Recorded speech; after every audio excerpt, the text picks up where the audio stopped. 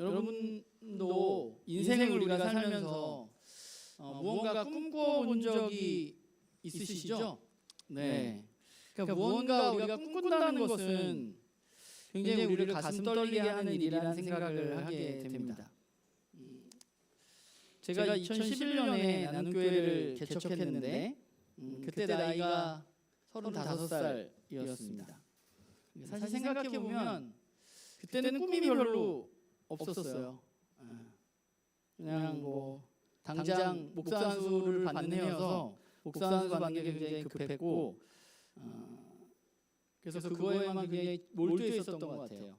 그래서 생각해보면 내가 왜 목사가 안수를 받아야 하는지에 대해서 깊이 있게 이렇게 고민하기보다는 그냥 남들이 다 받으니까 나도 거기서 뒤처지면 안 되겠다는 생각이 개인적으로 굉장히 컸던 것 같습니다. 그리고 개척을 무작정 했던 것 같아요. 교회가 뭔지도 잘 모르고 그저 교회에서 제가 청년 때 정말 몸바쳐 열심히 일했는데 사역만 열심히 하던 저에게 교회에 대해서 처음 알게 되고 꿈꾸기를 시작하게 되었던 것이 바로 오늘 본문에 나와 있는 안디옥 교회의 이야기입니다. 오늘 본문부터 뒤 13장까지 안디옥 교회 이야기가 좀 나오고 있는데 그래서 오늘 이 11장 말씀은 나눔교회에서 13년 동안 제가 동일한 본문으로 가장 많은 설교를 했던 것이 사도행전 11장의 안디옥 교회의 이야기입니다. 그래서 제가 꿈도 없던 제가 그 안디옥 교회를 바라보면서 공부하고 또 교회에 대한 꿈도 꾸게 되면서 처음 이 말씀을 나누었던 때가 2012년 6월이에요. 생각해보니까 2012년 6월에 이 자리에 있었던 사람은 승선 집사님과 저희 아내와 주희 이렇게 3명입니다. 주은이 태어나기 전이고 저희 부모님도 오시기 전이니까 생각해보니까 그때 저도 뭐 잘 모르면서 막 신나가지고 설교했던 것 같아요. 우리 뭐 이런 교회 한번 해봅시다 이러면서 그래서 안디옥 교회 보면서 우리도 정말 이런 교회를 자랑하면 좋겠지 않겠어요? 라고 그때 나누었던 것 같아요. 물론 뭐 저기 있는 3명은 기억이 안 날 가능성이 굉장히 높습니다. 그런데 가슴은 굉장히 뛰었는데 그렇지 이런 교회가 우리가 돼야지 라고 생각했는데 사실 현실적으로 그게 가능한가에 대한 생각이 제 안에 좀 있었어요. 몇 명? 3명. 그것도 3명 중에 한 명은 4살. 3살인가 4살인가 그랬어요. 그런데 이렇게 그래서 오늘 말씀 준비하면서 사실 좀 감회가 새롭기도 했는데 근데 놀랍게 하나님은 확실히 저보다 크신 분이어서 그 꿈을 우리가 이루어 가도록 여전히 돕고 계시는 분이라는 생각을 하면서 오늘 말씀을 준비했습니다. 하나님 정말 원하시는 우리가 지난주 하나님 뜻에 대한 이야기를 나누었는데 뭐 비슷하게 하나님 정말 원하시는 꿈은 무엇일까 생각해보면 하나님의 꿈은 하나님이 만드신 이 세상이 하나님의 말씀에 따라서 하나님이 주시는 축복을 모든 사람들이 또 모든 피조물들이 누리면서 살아가는 세상이 하나님 꿈꾸시는 세상입니다. 그리고 하나님 그것을 위해서 일하십니다. 그리고 그 일을 누구에게 맡겼느냐? 인간에게 맡겼죠. 그런데 우리가 잘 아는 대로 인간이 하나님의 말씀을 잘 따라야함에도 불구하고 하나님의 뜻을 따르지 않고 하나님을 배반하고 내 마음대로 살게 되었습니다. 그런데 하나님 그것을 그냥 보고 내버려 둘 수가 없어서 우리를 너무나 사랑한 나머지 이렇게 망가진 세상을 회복하시고자 아들 예수 그리스도를 이 땅 가운데 보내주셨습니다. 예수님은 하나님을 배반해서 더 이상 하나님의 꿈을 이룰 수 없고 하나님의 뜻을 따를 수 없게 된 그런 우리의 죄를 대신해서 십자가에서 죽으셨습니다. 그리고 하나님은 그런 예수님을 부활시켜 주셔서 죽음의 권세에서 저와 여러분을 건져 주신 것이죠. 그런 의미에서 보자면 예수님은 그 누구보다 하나님의 꿈과 하나님의 뜻을 분명히 알고 있었던 것 같습니다. 그래서 그것을 위해서 예수님이 열심히 사역하셨는데 그래서 예수님이 부활하신 후에 하늘로 올라가시기 전에도 제자들에게 그 얘기를 하셨던 것 같아요. 우리가 잘 아는 것처럼 마태복음 28장 마지막 구절을 보면 뭐라고 나오느냐? 그러므로 너희는 가서 모든 민족을 제자로 삼아 아버지와 아들과 성령의 이름으로 세례를 베풀고 내가 너희에게 분부한 모든 것을 가르쳐 지키게 하라라고 말씀하셨고, 우리가 사도행전 읽고 있지만 사도행전 1장에서도 오직 성령이 너희에게 임하시면 너희가 권능을 받고 예루살렘과 온 유대와 사마리아와 땅끝까지 이르러 내 증인이 될 것이다라고 말씀하셨습니다. 예수님이 하늘로 가시기 전 인간과 헤어지시기 마지막에 하신 말씀들을 살펴보면 그분이 정말 꿈꾸셨던 것이 우리는 무엇인지 잘 알고 있죠. 예수님이 꿈꾸었던 것도 결국 하나님이 꿈꾸셨던 것이고 하나님의 계획 안에 그분은 있었습니다. 그리고 이제 그 계획이 예수님이 하늘로 올라가신 후에 예수님을 믿고 따르는, 그래서 성령을 받은 제자들에 의해서 이루어져 가게 되는 것이죠.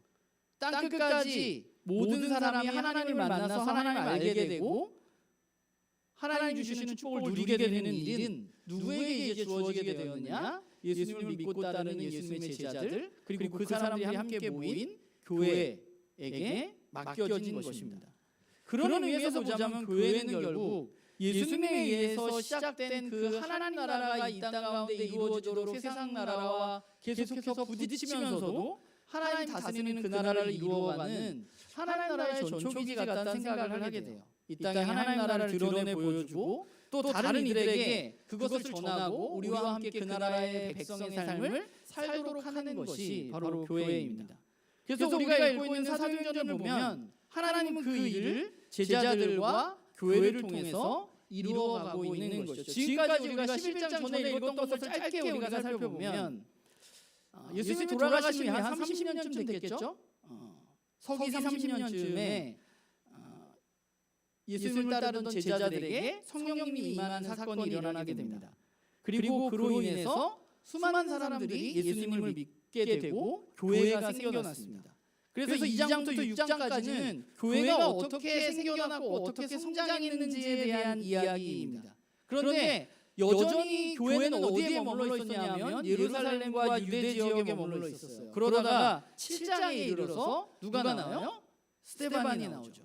스데반이 왜 이렇게 과격하게 설교를 했는지는 잘 모르겠습니다. 그러나 그는 아마 대제사장에게 복음을 올바로 전하고 싶었던 것 같아요.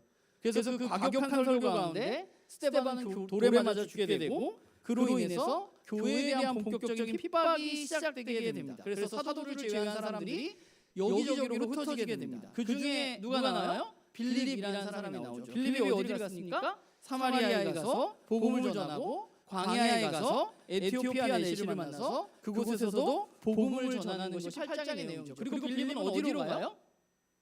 가이사라로 갑니다. 가이사라에는 누가 살고 있었죠? 우리가 지난주에 읽었던 사람 중에 고넬료가 살고 있었죠. 성경에 나와 있지는 않지만 고넬료는 빌립에게 영향을 받았을 것이라고 생각합니다. 만났을 수 있을 것 같아요. 그리고 9장에 나오면 갑자기 누가 한 명 나오는데 사울이라는 사람이 나옵니다. 그 교회를 핍박하던 사울이 다메섹으로 가다가 부활하신 예수님을 만나게 되고 거기서 회심하게 되죠. 그리고 이 사울은 나중에 이방인에게 복음이 전해지는데 역사 속에서 가장 큰 역할을 감당하는 사람이 되게 됩니다. 그리고 갑자기 사울 이야기가 나오다가 뚝 끊기고 누구 이야기가 나오냐면 베드로 이야기가 나오고, 베드로가 여기저기를 돌아다니다가 10장에 누구의 초청을 받아요? 고넬료의 초청을 받아서 고넬료의 집에 가서 가이사라에 가서 고넬료와 고넬료의 가족과 친척들에게 복음을 전하고 그곳에 성령이 임하시고 세례를 주는 사건이 일어납니다. 그리고 그 뒤에 어떤 일이 일어나냐면 베드로가 이 일을 예루살렘 교회에 돌아가서 이야기하게 돼요. 내가 가이사라에 가서 고넬료라는 사람을 만났는데 내가 본 것은 분명히 하나님께서 이방인에게도 성령님을 부어주신다는 것을 내가 알게 되었다. 우리가 이방인에게 복음을 전하는 것이 마땅하다는 이야기를 이제 예루살렘 교회에 가서 하게 됩니다. 그리고 오늘 우리가 읽는 앞구절 18절을 한번 볼까요? 11장 18절을 같이 한번 읽어보겠습니다. 시작. 그들이 이 말을 듣고 잠잠하여 하나님께 영광을 돌려 이르되, 그러면 하나님께서 이방인에게도 생명 얻는 회개를 주셨도다 하니라. 원래 하나님은 처음부터 땅끝까지 가라고 하셨어요. 모든 민족이, 이방인을 포함한 모든 사람들이 복음을 들어야 하고 그것을 누려야 한다고 말씀하셨어요. 그리고 예수님이 돌아가시고 부활하셔서 승천하시기 직전에도 제자들에게 땅끝까지 가야 된다고 말씀하셨어요. 그런데 11장이 돼서야 이제 겨우 예루살렘의 유대인들이 그걸 인정하게 된 거죠. 그걸 깨닫게 된 거예요. 뭘 깨달았느냐? 이방인에게도 복음을 전해야 하는구나 라는 것을 깨닫게 되었습니다. 이게 얼마나 걸렸을 것 같아요? 사도행전 2장부터 사도행전 11장까지가 몇 년이 걸렸을까요? 아니면 몇 개월이 걸렸을까요? 네? 일반적으로 학자들은 안디옥 교회가 45년경에 세워졌다고 이야기를 하니까 2장부터 11장까지 오는데 15년이 걸린 거예요. 복음이 유대인을 넘어서 이방인에게까지 전해지는데 15년이라는 시간이 흐르는 것입니다. 하나님의 꿈을 이 땅 가운데 이루어가기 위해서 매우 중요한 것은 무엇인가 하면 하나님의 꿈과 하나님의 뜻을 우리가 진짜 깨닫는 것입니다. 베드로처럼 예루살렘 교회처럼 내가 원래 유대인으로서 유대인에게만 복음 전하는 거지 라고 알고 있었는데 하나님의 뜻은 그것이 아니었구나 라는 것을 깨달아가는 거예요. 오늘 18절에 이 예루살렘 교회가 이야기한 것처럼 그 말을 듣고 이제 잠잠해서 하나님의 뜻이 이거구나 라는 것을 그들도 깨닫고 하나님께서 이방인에게서 생명을 주기 위해서 회개하는 기회를 주셨다는 것을 알게 되는 겁니다. 우리에게 있어서 우리가 하나님의 뜻을 따라서 하나님의 꿈을 이루기 위해서 우리가 해야 할 일 중에 가장 중요한 첫 번째는 무엇인가 하면 하나님의 뜻과 하나님의 꿈을 우리가 분명하게 깨닫는 것입니다. 사도행전을 보면 하나님은 그 일을 위해서 계속해서 제자들과 교회들을 돕고 계신 거예요. 그리고 오늘 19절부터 이제 본격적으로 이방인 교회의 시작인 안디옥 교회 이야기가 나오기 시작하는 것이죠. 19절을 보면 스데반의 일로 흩어진 사람들 중 일부가 안디옥에 도착했습니다. 그리고 복음을 전하고 있었습니다. 그런데 19절을 보면 누구에게만 전하고 있었나요? 유대인에게만 복음을 전하고 있었습니다. 원래 그랬어요. 유대인에게만 복음을 전하고 있었어요. 그런데 20절에 그야말로 놀라운 사건이 일어납니다. 20절에 누가 나타나요? 구브로와 구레네 사람 몇이 안디옥에 이르러서 누구에게 예수님을 전파하나요? 헬라인에게. 헬라인 누구예요? 그리스 사람입니다. 이방인에게 예수 그리스도의 복음을 전하기 시작했습니다. 그게 지도 한번 볼까요? 이게 안 나오네요. 저기 오른쪽에 안디옥 있죠. 승선 선생님, 현민 집사님이 또 미리 줬더니 딱 저는 표시한 거 아닙니다. 안디옥과 안디옥이 저기예요. 안디옥이 두 개 있는데 성경에 여기서 말하는 안디옥은 저기입니다. 그리고 구브로와 구레네는 저기 있죠. 구브로는 섬이고 구레네는 아프리카의 북쪽에 있는 거예요. 꽤 멀리 온 거예요. 저기 흩어져 있던 유대인 그리스도인들이 안디옥에 온 거예요. 그래서 안디옥에 와서 복음을 전하기 시작했는데 유대인에게만 처음에 사람들이 전하는 것을 보고 그들이 누구에게 전했느냐? 헬라인에게도 예수 그리스도의 복음을 전하기 시작했습니다. 그럼 이 사람들은 뭐가 달랐을까요? 왜 사람들은 유대인에게만 복음을 전하고 있었는데 이 사람들은 구브로와 구레네 몇 사람 이름도 안 나오는 그 사람들은 왜 헬라인에게 복음을 전하기 시작했을까? 그것은 그 사람들은 어떤 사람들이에요? 하나님의 뜻을 깨달아서 알고 있는 사람들. 하나님 말씀하신 하나님이 이루고자 하시는 그 꿈을 함께 품고 걸어가는 사람들이었기 때문에 그랬습니다. 하나님의 뜻이 유대인에게뿐만 아니라 모든 사람에게 복음이 전해지는 것이구나라는 사실을 깨달은 구레네와 구브로 몇 사람에 의해서 안디옥에서 헬라인에게 복음이 전해지게 되는 것이죠. 이 장면을 보고 하늘의 하나님은 얼마나 기뻤을까라는 생각을 좀 해보게 돼요. 한 15년이라는 시간이 흘러서 이제 겨우 그 일이 시작되게 된 것입니다. 그게 더 놀라운 이유는 이 안디옥 교회가 앞으로 우리가 읽겠지만 바울이 이방인 선교를 하는데 가장 중심이 있었던 교회가 안디옥 교회였고 이방인 선교에 있어서 중심 역할을 했던 것이 바로 안디옥 교회였고, 이 안디옥 교회는 역사적으로도 굉장히 오랜 기간 동안 존재했었던 교회가 안디옥 교회입니다. 그런데 그런 교회의 시작이 이름 없는 몇 사람에 의해서 시작된 것이죠. 그 사람들이 이름은 안 나타나 있지만 제가 봤을 때 그 사람은 인류 역사 속에서 가장 위대한 인물들 중에 몇 사람입니다. 왜냐하면 그들은 온 세상의 주인이신 하나님의 뜻을 깨닫고 하나님과 같은 꿈을 꾸고 그렇게 행동하기 시작했기 때문입니다. 그 사람들에게도 분명히 유대인으로서의 고정관념이 있었을 거예요. 고정관념이라는 건 뭐예요? 우리 주변의 사물 혹은 관계 등에서 내가 이미 굳어져 있는 내 안에 있는 어떤 생각들입니다. 머릿속에 이미 굳어져 있는 생각들. 우리도 그런 게 있잖아요. 우리도 고정관념들이 있습니다. 어렸을 때부터 뭐 여기 모태신앙도 있고 나중에 신앙생활 하신 분들도 있지만 우리가 신앙의 여정 가운데 우리의 머릿속에 이미 굳어진 것들이 있어. 교회는 이런 거구나. 교회는 이런 데야. 신앙생활을 이렇게 하는 거야. 그리스도인으로서 인간관계는 이렇게 하는 거야. 그리스도는 아이 양육은 이렇게 하는 거야. 뭐 이런 고정관념들이 우리에게 있어요.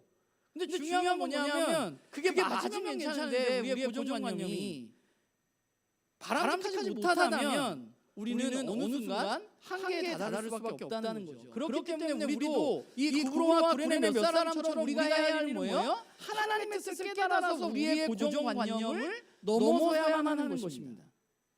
그게 어떻게 가능하냐? 우리의 고정관념을 어떻게 깰 수 있느냐? 나 외에 다른 잣대로 끊임없이 나를 바라보고 나를 새롭게 하고 배우려는 마음이 있을 때 우리의 고정관념이 깨질 수 있는 것이죠. 그리고 그 잣대가 나보다 훨씬 권위가 있을 때, 내가 그걸 받아들일 만할 때 우리의 고정관념이 깨어지는 것입니다. 그렇기 때문에 하나님을 알고 하나님을 믿는 사람들은 고정관념에서 벗어날 확률이 사실은 더 높아야만 합니다. 왜냐하면 우리는 권위 있는 하나님의 말씀 앞에 매일 서기 때문에 그래요. 그 말씀을 따라서 내가 머릿속에 내 가슴속에 굳어진 생각들을 깨트릴 수 있기 때문입니다. 그런데 반대로 하나님을 알기 때문에 더 고정관념에 빠져있는 사람들도 있는 것 같아요. 그러니까 지금까지 내가 알았던 하나님이 전부라고 생각하는 사람들, 내 생각으로 말씀 앞에 서는 사람들, 그런 분들도 많아요. 그래서 잘 변하지 않는 거예요. 더 편협해지고.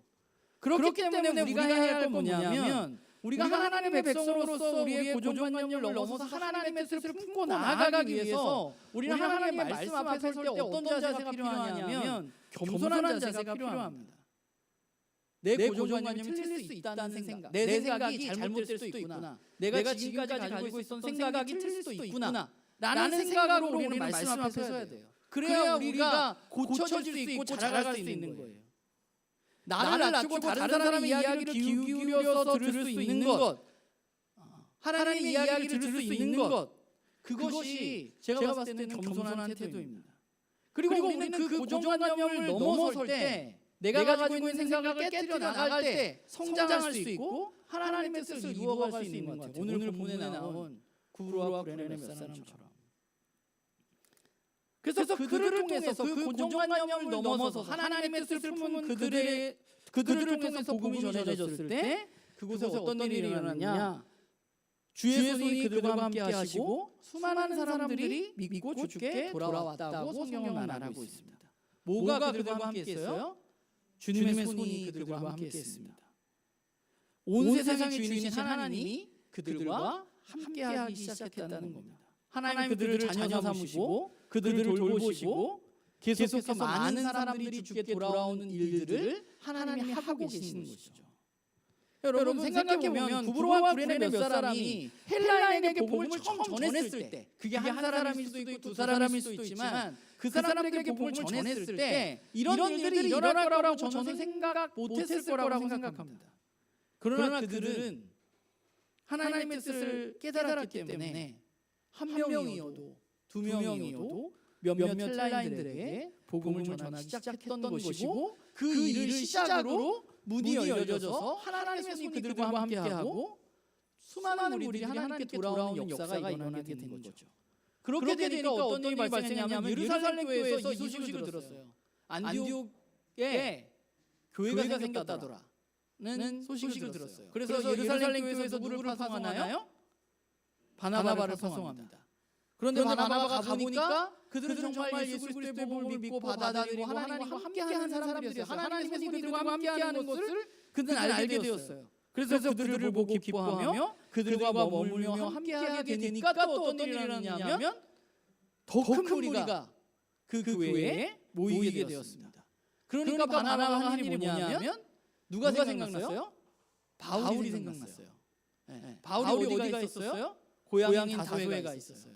그래서 바나바가 잊혀져 있던 그 바울을 찾아가서 바울을 부릅니다. 그리고 바울과 바나바가 함께 안디옥에 와서 1년 동안 하나님의 말씀을 안디옥 사람들에게 가르쳤다는 것이 오늘 우리가 읽은 본문이죠. 하나님 그들과 함께 하셨고 그들은 내적으로 외적으로 성장했습니다. 그들은 세상과는 다른 삶을 살기 시작했어요. 그렇게 되니까 어떤 일이 일어나냐면 사람들이 그 사람들을 뭐라고 부르기 시작했느냐? 처음으로 뭐라고 불렀어요? 그리스도인이라고 부르기 시작했다는 거예요. 그리스도인의 유래는 누구예요? 안디옥 교회 사람들입니다. 그리스도인은 어떤 말이에요? 그리스도에게 속한 사람들. 이게 좀 약간 학자들만 좀 다른데 조롱하면서 부른 말인지 아니면 그냥 그들을 칭하기 부를 말이 없어서 그들을 부르기 위해서 칭한 말인지는 잘 모르지만 어쨌건 이 말은 예수 그리스도에게 완전히 속해 있고 미친 사람들을 의미하는 단어입니다. 그들이 바로 그리스도인들이에요. 복음이 전해지고 예수님을 믿게 되자 하나님이 함께 하시고 그들은 하나님과 함께 하심으로 하나님의 말씀을 따라서 전혀 다른 삶을 살아가게 되었던 것입니다.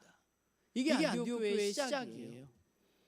제가 이 말씀을 처음에 이제 교회에 막 공부하고 12년 전에 굉장히 혼자 가슴 떨려하면서 이 말씀을 봤던 것 같아요.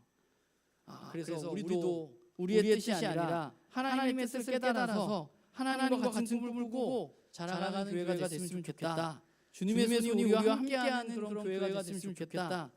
그런 교회를 함께 꿈꾸는 지체들이 많아져서 우리 교회가 함께 세워갔으면 좋겠다. 이런 꿈을 세 명하고 같이 나누는 거죠.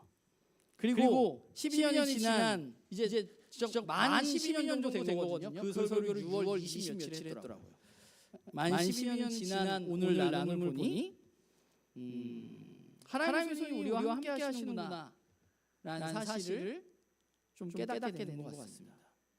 우리가 그래도 나름대로 하나님의 뜻, 하나님이 다스리는 그 하나님의 나라를 열심히 그동안 공부했고 그 나라의 백성으로 살기 위해서 나름대로 애썼고 그러다 보니 여기까지 왔구나 하는 생각을 해보게 됩니다. 그래서 한편으로는 말씀을 준비하면서 우리와 함께 하신 하나님 그리고 3명이었지만 이제 10배도 넘어서 이렇게 함께 하고 있는 같은 꿈을 꾸고 있는 여러분들이 있어서 굉장히 좀 지난 한 주 감사하면서 시간을 보냈어요. 그런데 우리가 여기에 멈출 수는 없는 것 같습니다. 여기에 멈춰서도 안 되고 왜냐하면 우리의 꿈이 그렇게 작지 않기 때문이에요. 왜냐하면 우리가 꾸는 꿈은 내 꿈이 아니라 우리의 주인 되시고 온 세상의 주인이신 하나님의 꿈이기 때문에 그렇습니다. 저는 나눔교회가 하나님 나라 운동의 전초기지로서 하나님의 꿈을 우리가 함께 품고 그 꿈을 이루어나가는 교회로 점점 여기에 멈추지 않고 자라가야만 한다고 생각합니다. 그게 우리가 해야 할 일이에요. 주님 오시는 그날까지. 그러기 위해서 우리는 뭘 해야 할까? 첫 번째 우리가 해야 할 것은 하나님과 하나님의 뜻을 우리가 더 깊게 알아가야만 합니다. 우리가 하나님에 대해서 알아가는 것을 멈추어서는 안 되고 하나님의 뜻이 무엇인지 깨달아가는 것을 멈추어서는 안 됩니다. 때로는 우리가 좀 오해하는 것 같아요. 그리스도인이 되면 내가 알고 있는 하나님, 내가 처음에 만났던 첫사랑의 하나님이 하나님의 전부인 것처럼 생각하는 경우들이 있어요. 근데 여러분 아닙니다. 우리가 믿는 하나님은 저와 여러분이 생각하는 것보다 훨씬 더 크고 위대하신 분입니다. 우리가 그분을 알아가기 위해서 우리는 지속적으로 애쓰고 노력하지 않으면 우리는 그분을 더 깊게 알아갈 수 없어요. 그분이 우리는 매우 작은 부분만 알고 있는 것일 수도 있어요. 우리가 해야 할 일의 첫 번째는 하나님을 더 깊게 알아가는 거예요. 하나님의 뜻이 무엇인지 더 깊게 깨달아가는 거예요. 그럼 우리 그걸 위해서 뭘 해야 돼요? 말씀을 읽어야 되는 거예요. 말씀을 들어야 돼요. 그분의 말씀을 듣지 않고 읽지 않고는 우리가 그분을 알 수도 없고 그분의 뜻을 깨달을 수도 없습니다. 역사 속에서 많은 믿음의 선배들에 의해서 쓰여진 그 하나님의 말씀 속에서 우리가 해야 할 일은 뭐예요? 하나님과 하나님의 뜻을 알아가야만 하는 것이죠. 나는 교회에서 가장 강조하고 있는 부분 중에 하나인데 여러분이 그 일을 위해서 얼마나 많은 시간을 쓰고 계신지 모르겠어요. 여러분의 하루 일상 가운데, 여러분의 지난 한 주 일상 가운데, 여러분 일상 전체에서 여러분이 주인이라고 고백하고 내가 하나님의 뜻을 알고 하나님의 뜻을 따라서 살기를 원합니다라고 고백하는 그 하나님과 하나님의 뜻을 알기 위해서 여러분 얼마나 많은 시간을 하나님과 함께 했는가. 우리가 하루에 30분도 그 하나님과 교제하는 것이 너무 힘든가. 우리가 만약에 하나님을 알아가는 데 시간을 쓰지 않는다면 그러면서 쓰지 않으면서 하나님의 뜻을 이루어가는 사람이 되게 해달라고 기도한다는 것, 기대한다는 것은 말이 안 되는 겁니다. 하나님의 말씀을 읽고 묵상하지 않으면 우리는 절대로 하나님의 뜻을 이 땅 가운데 이루어갈 수 없습니다. 지난 12년간 우리가 나름대로 애쓰면서 꾸준히 노력해온 결과가 오늘인데 우리가 여기서 멈추고 그 일을 이제 더 이상 하지 않는다면 그 일이 그냥 과거에 하던 거기에 멈춰 있다면 더 깊어지지 않는다면 우리는 더 자라가지 않을 거예요. 그렇기 때문에 우리가 해야 하는 것은 무엇인가 하면 게을러서는 안 돼요. 하나님과 교제하는 일에, 하나님의 말씀을 듣고 있는 일에 이것보다 중요한 건 없습니다. 이게 가장 중요한 거예요. 여러분들이 꼭 해야 하는 거. 여러분의 삶 가운데 정말 하나님의 우리가 말씀을 읽어나가는데 우리 나눔교회 식구들 모두가 하나님 더 알아가고 하나님의 뜻을 더 깊이 깨달아가는 그런 우리 모두가 되기를 간절히 소망합니다.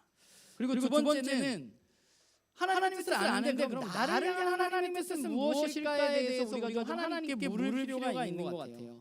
왜냐하면 하나님은 우리 각자를 향한 특별한 계획과 뜻을 가지고 있다고 저는 믿습니다. 그래서 우리를 부르셨겠죠.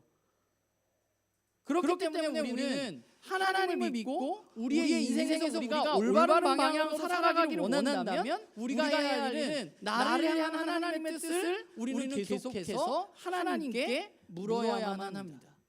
내가 지금 속해 있는 자리 가운데 나는 어떤 사람으로 살아가야 하는가, 나는 어떤 뜻을 이루어가야 하는가에 대해서 우리는 계속해서 하나님께 물어야 돼요. 이걸 게을리해서는 안 됩니다. 이 일도. 우리가 이 일을 통해서 나를 향한 하나님의 뜻을 알아가고 그 뜻을 이루어가는 것이 우리에게 매우 중요한 것입니다. 그런데 문제는 우리가 이 일을 계속 해야 되는데 하나님의 뜻을 우리가 완전하게 나를 향한 하나님의 뜻을 완전하게 깨달지 못할 수도 있다는 것도 우리는 좀 알 필요가 있어요. 우리가 다 알 수는 없습니다. 그런데 다 알 수 없다더라고 우리가 신앙생활하면서 하나님 나를 향한 계획을 내가 잘 모르겠어요 이렇게 이야기하시는 분들 많은데 우리가 그걸 묻지 않았을 수도 있고 만약에 계속해서 묻고 하나님의 말씀 묵상하는데 내가 그걸 잘 모르겠다면 하나님의 뜻이 나에게 없는 게 아니라 하나님의 뜻은 분명히 나를 향한 뜻이 있지만 그냥 내가 좀 늦게 깨닫는 것일 수도 있어요. 죽기 전에 깨달을 수 있어요. 근데 그게 꼭 잘못된 것은 아니에요. 그럴 수도 있잖아.